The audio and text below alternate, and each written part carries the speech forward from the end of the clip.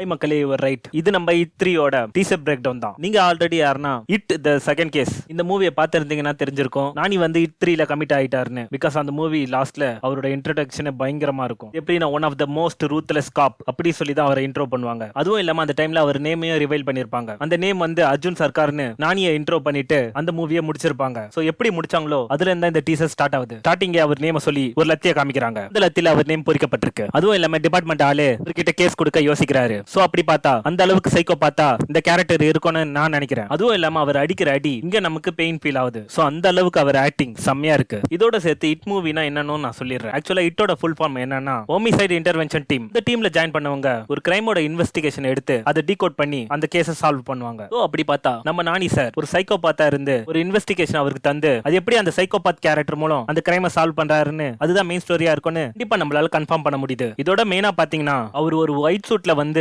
ஒருத்தனை கெதிகலங்க கொள்ளுவாரு பாருங்க. அது உண்மையா டாப் நாச். இந்த வீடியோ உங்களுக்கு பிடிச்சிருக்கோம்னு நான் நினைக்கிறேன். Stay tune. இது உங்க அட்டு ரேடியோ. நான் தான் உங்கள் நண்பன் ஆர்ஜே.